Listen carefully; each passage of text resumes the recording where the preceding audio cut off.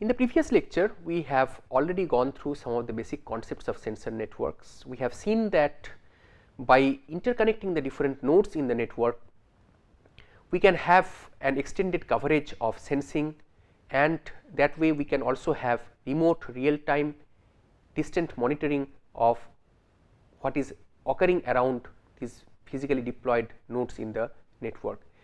We have also seen that there are different types of sensor networks: stationary sensor networks, mobile sensor networks, and mobile sensor networks again can be of different types. One is aerial mobile sensor networks, that means the mobile networks which move, sensor networks that move in the space. We have terrestrial sensor networks where the nodes they move on the surface of the earth, and we can have underwater sensor networks where the nodes basically move in the underwater area. So, whatever be the sensor network, whether it is underwater, terrestrial or aerial, these nodes they basically have to cooperate with one another in order for the network to function. If the nodes do not cooperate, they will not be able to function. So, how to promote cooperation? So, before that we need to understand the behavior of the different nodes in the network. So, when we talk about sensor networks, we have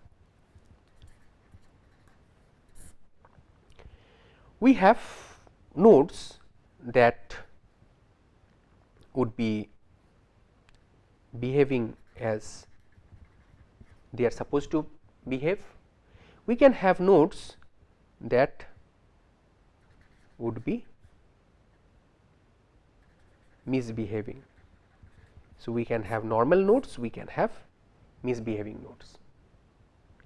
So, normal nodes we do not need to worry about, they as per the requirement they function the way they are supposed to function. Misbehaving nodes, this misbehavior can be of two types. One is that they misbehave unintentionally, and the other one is where they misbehave intentionally. Intentionally they misbehave, and unintentionally means they don't want to misbehave as such, but unintentionally they end up misbehaving. So, in the intentional category we have two types. One is the malicious node and the other one is the selfish node, and in the unintentional category we have the failed nodes and the badly failed nodes. So, this basically forms the taxonomy of behavior of nodes in a sensor network. Okay. So, going ahead, we have normal nodes that work perfectly in an ideal environment condition, failed nodes which are unable to perform the functions that they are supposed to perform, maybe due to power failure or maybe there is some hardware failure or something of that sort. Badly failed nodes are like the failed nodes, but in addition they send some false routing messages which basically hurts the integrity or the which becomes a threat to the overall integrity of the network. Selfish nodes are basically the ones which are unwilling to cooperate, they do not want to cooperate. So, it is intentional misbehavior, because they do not want to cooperate because there is some personal cost that is involved, and packet dropping is one of the consequences of not willing to cooperate. So, if a node which is acting as selfish receives a packet, instead of relaying it forward, which it is supposed to do for successful operation of that particular network, it is going to drop the packet, and this is not desirable. And then we have the malicious nodes, which are basically which are like harmful nodes, which are a threat to the network, which want to successful deliberately disrupt the successful operation of the routing protocol or other protocols, and thereby they do not want to deliver the services that they are supposed to deliver. Another type of dumb node which was recently, very recently, few years back only, developed or identified, not developed, but identified by us in the SWAN lab, is the dumb behavior, and we are the ones who basically detected the existence of this kind of misbehaving node. This is an unintentional misbehavior. So, in this kind of misbehavior, unintentional misbehavior, what happens is these sort of misbehaviors pop up whenever there is some change in the environmental conditions. Maybe there is heavy rainfall, maybe there is heavy snowfall, maybe there is heavy fog, and under those circumstances naturally, as we know, there is signal problems that are going to happen. So, a node is going to sense, a sensor node is going to sense, but then it is not able to send it forward, it is not able to communicate because of all these weather conditions or environmental conditions. So, that is the reason why the transceiver unit is not able to communicate at all, or even if the signal strength goes down drastically. So, what happens is that there is no node in its vicinity.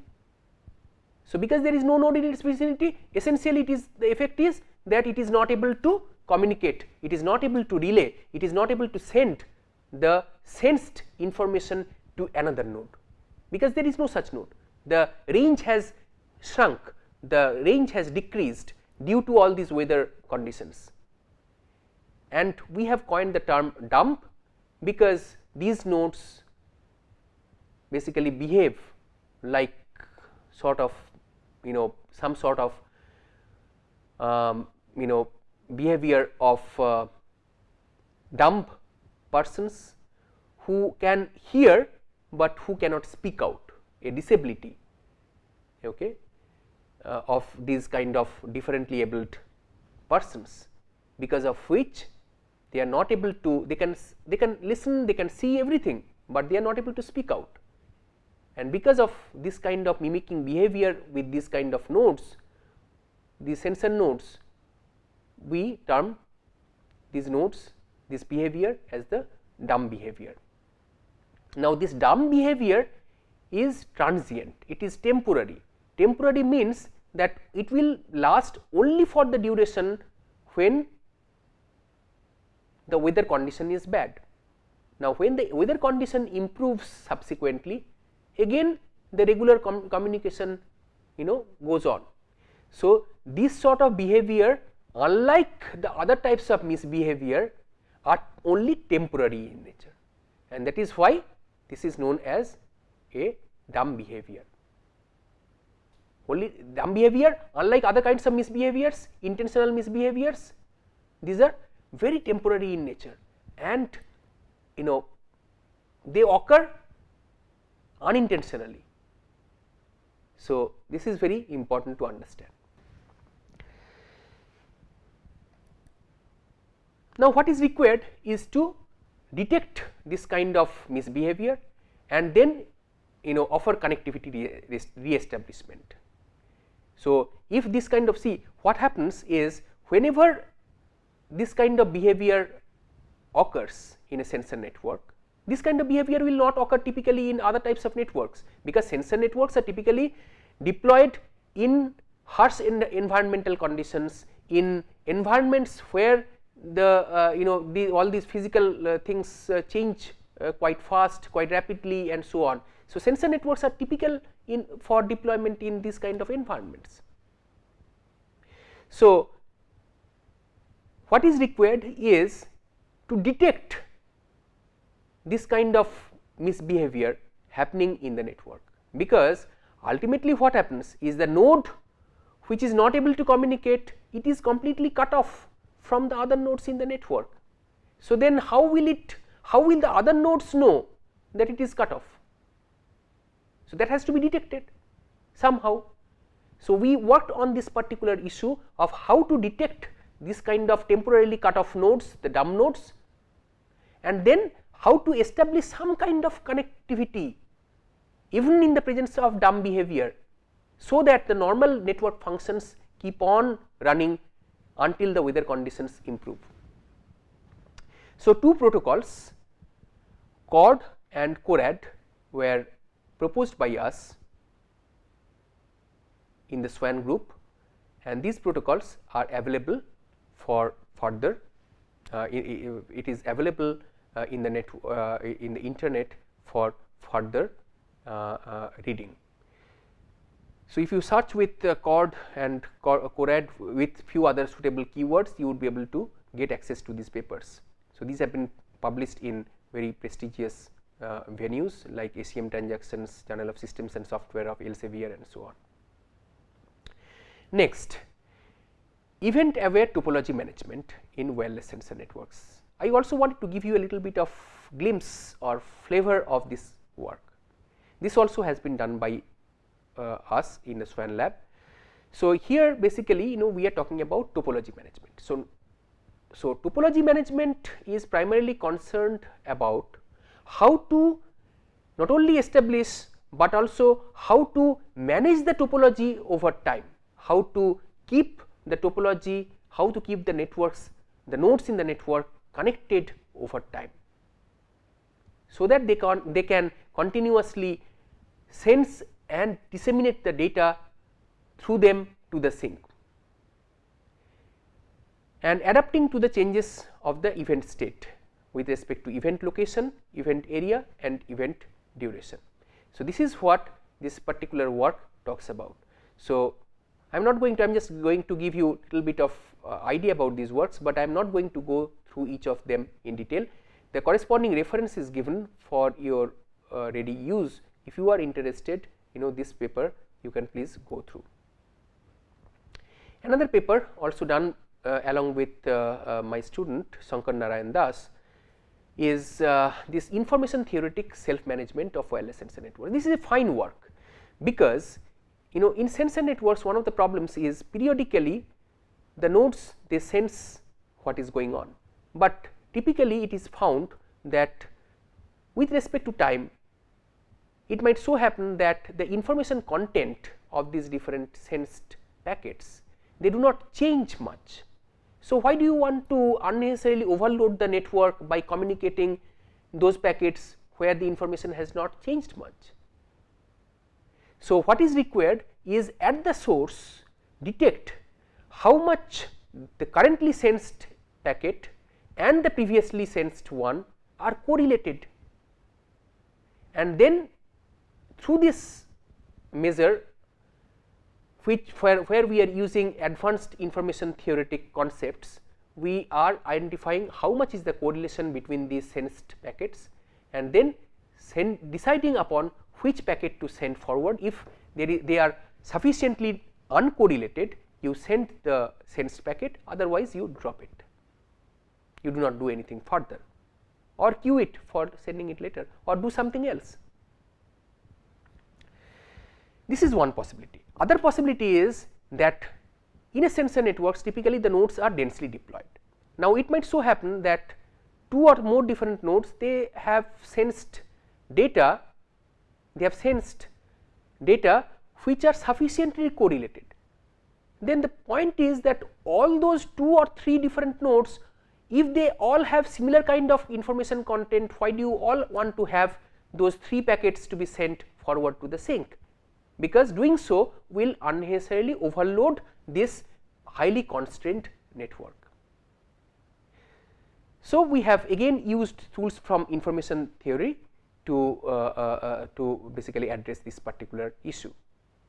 So, these ideas are very fundamental to sensor networks, and we have addressed those, and I am trying to give you an exposure to all these different problems, so that you know that if you have to use sensor networks for IoT implementation, what are the issues that have to be addressed for it. It is not like buying few IoT devices, few sensors, few different other devices and putting them all together will have an IoT network. This is a common misconception.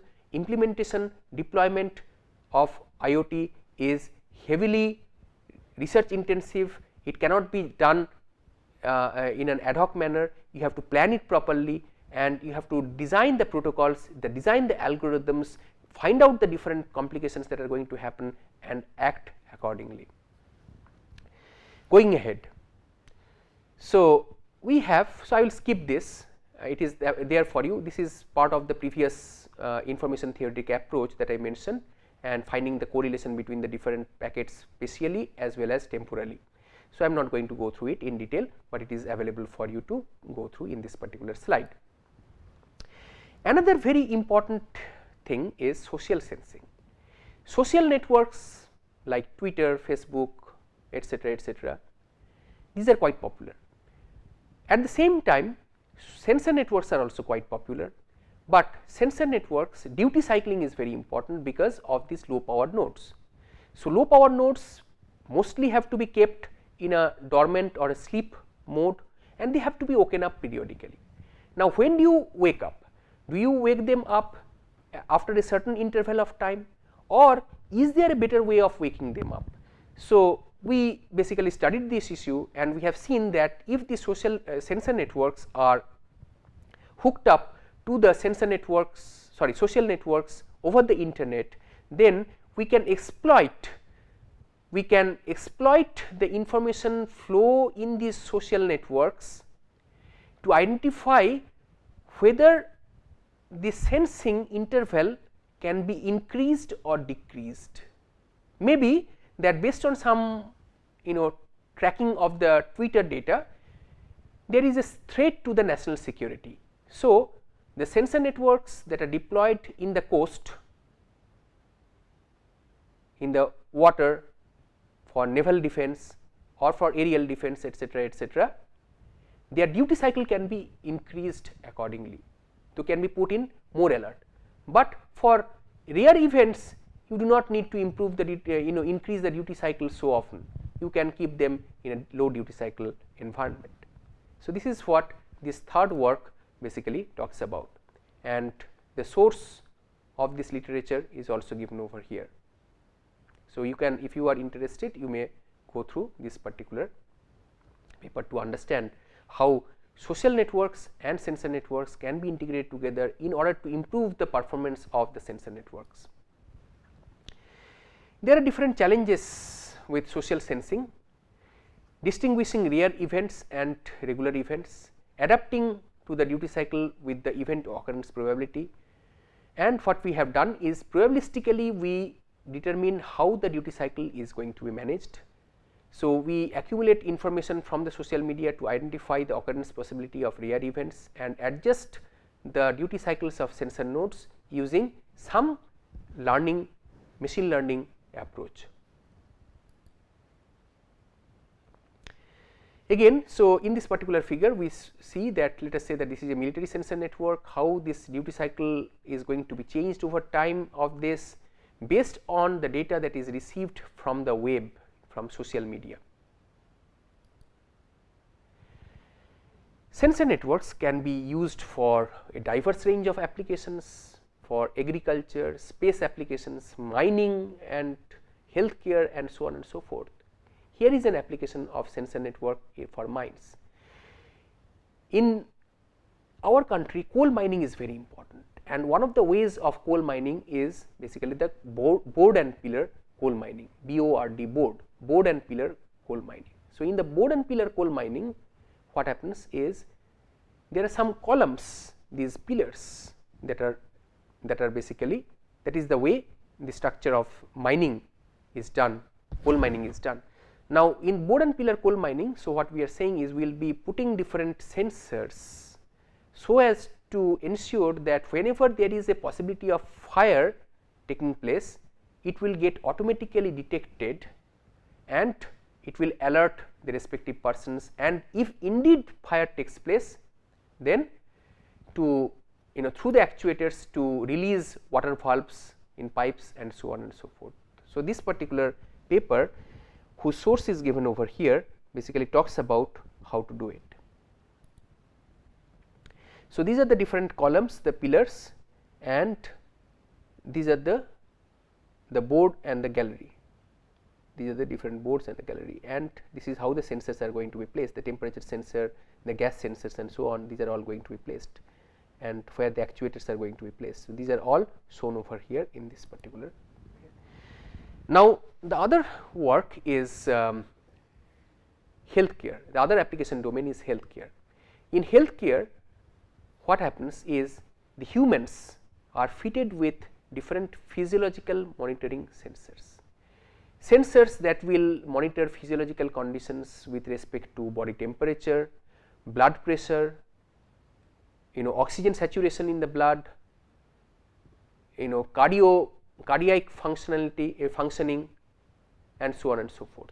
So, when these sensors are all put together on the human body, they can all sense about that physiological functioning of that particular patient and send that sense data to a local unit on the human body, typically a mobile phone kind of device, which is technically known as the LPU, the local processing unit. So, this becomes the LPU, the coordinator. So, all these sensors, they will be sending the sensed information to this particular coordinator, and this unit becomes something known as the W-band or wireless body area network, and from here the data is sent to the through the internet to the server for doctors to understand remotely the condition of the patient. A very important and an attractive concept is the concept of cloud assisted sensor network. Specifically, in this particular paper, we have talked about social choice considerations in cloud assisted wireless body area network architecture for post disaster healthcare. So, concept of social choice theory of economics has been used in order to impart fairness to the different nodes in the network in a cloud assisted W-band scenario. W-band is a sensor network, a physiological monitoring sensor network, and all this data in a W-band cloud is going to go to the cloud end. The physiological data are going to go to the cloud end. Now, the question is that how do we ensure fairness among the different nodes in the network? For that, we have used the social choice theory for improving it. A very important work that was done again in the Swan lab is the work that is cited over here, prioritized payload tuning mechanism for wireless body area based healthcare system. This was published in IEEE Globecom in 2014.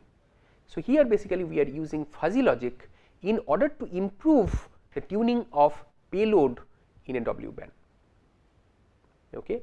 So, conditions, in addition to healthcare conditions, there exist different other external parameters such as age, height, weight, gender of the patient and so on. So, all these also have to be taken into consideration. So, those are those can be those can be modeled better with the help of fuzzy logic, fuzzy theory, fuzzy set theory rather than using crisp set theory. And so, what we have done is using the fuzzy based concepts, we have taken all these things into consideration and have tried to improve the payload tuning of that particular network.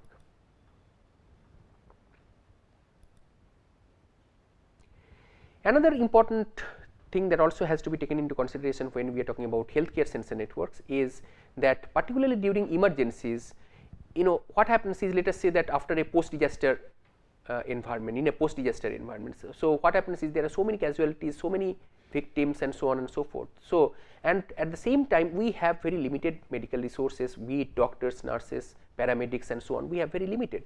So, they all have to be taken care of. Now, if we are using sensor networks, deploying different sensors on the human body, of the patients, victims, and so on and so forth, then what also has to be done is that certain patients might require urgent attention, more urgent attention compared to certain other patients.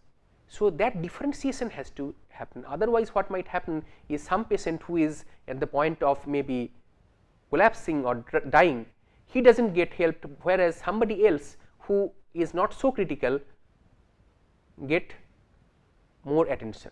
So, that fairness has to happen, that priority has to be given, and this particular paper, which was published in the IEEE JBHI, IEEE Journal of Biomedical and Health Informatics, basically talks about it. So, we have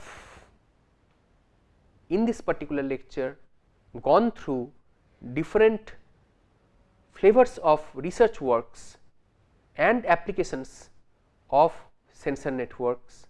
We have seen that how sensor networks can be used for the broader context of Internet of Things, deployment of sensor networks to achieve the objectives of Internet of Things. This is what we have gone through in this particular lecture. We have seen that there are a lot of applications, and we have also seen that there are lots of research issues. Some of the research issues and their flavors is what you have been exposed to in this particular lecture. Thank you.